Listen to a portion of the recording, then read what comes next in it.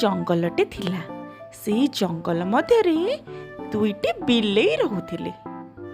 ଗୋଟେ ବିଲେଇ ଥିଲା କଳା, ଆଉ ଗୋଟିଏ ବିଲେଇ ଥିଲା ଧଳା। ସେ ଦୁହେଁ ଭଲ ସାଙ୍ଗ ଥିଲେ ଏବଂ ସବୁବେଳେ ହସ ମଜା କରି ନିଜ ଜୀବନ ବିତାଉଥିଲେ। ସେ ଦୁହେଁ ବହୁତ ଖୁସିରେ ରହୁଥିଲେ।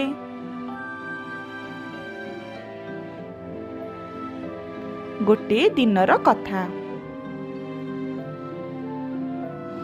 କଳା ବିଲେଇଟି ଜଙ୍ଗଲରେ ଖାଇବାକୁ ନ ପାଇ ଏଣୁ ତେଣୁ ଘୁରି ବୁଲୁଥାଏ। ଧଳା ବିଲେଇ ମଧ୍ୟ କିଛି ଖାଇବାକୁ ପାଉନଥାଏ।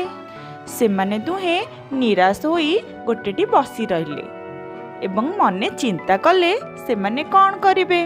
ସାଙ୍ଗ, ମତେ ଲାଗୁଛି ଏ ଜଙ୍ଗଲରେ ଆଉ ଖାଇବା ମିଳିବନି। ଚାଲ ଆମେ ଗାଁକୁ ଯାଇ ଖାଇବା ଖୋଜିବା। କଳା ବିଲେଇଟି ଚିନ୍ତା କରି କହିଲା, ହଉ ଠିକ ଅଛି, ଚାଲ ଯିବା।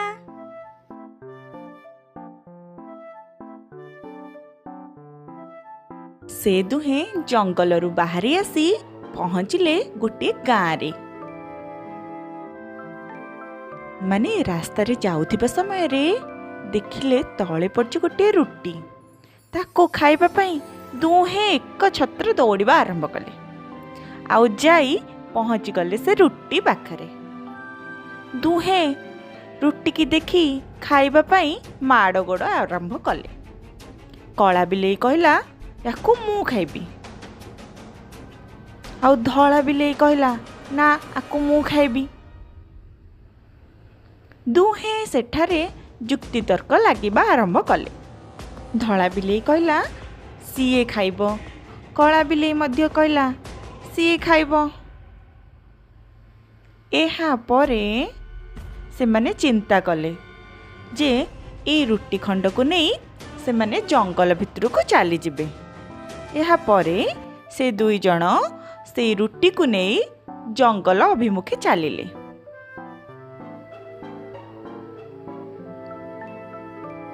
ଯାଇ ଜଙ୍ଗଲରେ ପହଞ୍ଚିଲେ, କିନ୍ତୁ ତାଙ୍କର ଭାଗ ବଣ୍ଟା ସରୁନଥାଏ ଯେ କିଏ ସେ ରୁଟି ଖାଇବ। ଦୁହେଁ ଏତେ ଝଗଡ଼ା ଲାଗିଲେ ଯେ ସେଇଠାରେ ଗୋଟିଏ ଗଛ ଥିଲା। ସେଇ ଗଛର ଡାଳରେ ଗୋଟିଏ ମାଙ୍କଡ଼ ବସିଥିଲା। ସେ ଗଛର ଡାଳରେ ବସି ଏ ଦୁହିଁକୁ ଦେଖୁଥାଏ ଏବଂ ସେ ମନେ ମନେ ଭାବୁଥାଏ। ସେ ଭାବିଲା ଯାଇ ସେ ରୁଟିକୁ ସେ ନିଜେ ଖାଇଯିବ। ଏହା ଭାବି ସେ ଗୋଟେ ଉପାୟ ଭାବିଲା ଏବଂ ଯାଇ ପହଞ୍ଚିଲା ସେଇ ବିଲେଇମାନଙ୍କ ପାଖରେ। ମାଙ୍କଡ଼ଟି ଗଛରୁ ଡେଇଁ ତଳକୁ ଆସିଲା ଆଉ ଯାଇ ପହଞ୍ଚିଲା ସେଇ ବିଲେଇ ଦି ଜଣଙ୍କ ପାଖରେ। ଆରେ ଆରେ ଆରେ, କ'ଣ ଚାଲିଛି ଏଠି? କ'ଣ ଭାଗ ବଣ୍ଟା ସରୁନି? ମତେ ଦିଅ, ମୁଁ ଭଲ କି ଭାଗ ବାଣ୍ଟି ଦେବି। ଦିଅ।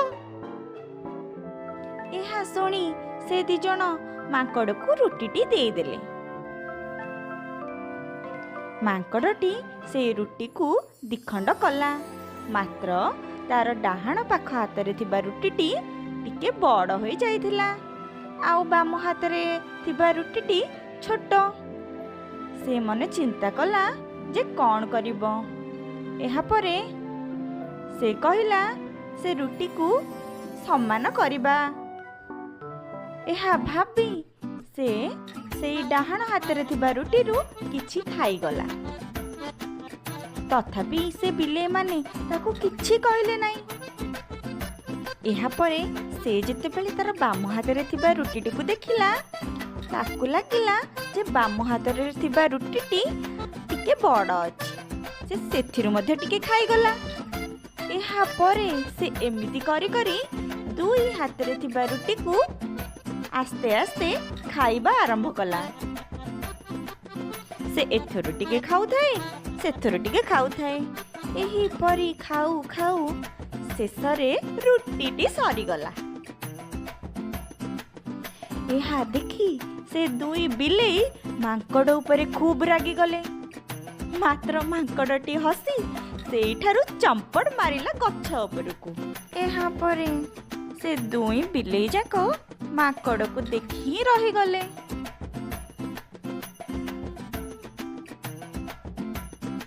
ଏହି ଗପରୁ ଆମେ କ'ଣ ଶିଖିଲେ ତାହା କମେଣ୍ଟ ମାଧ୍ୟମରେ ଜଣାନ୍ତୁ।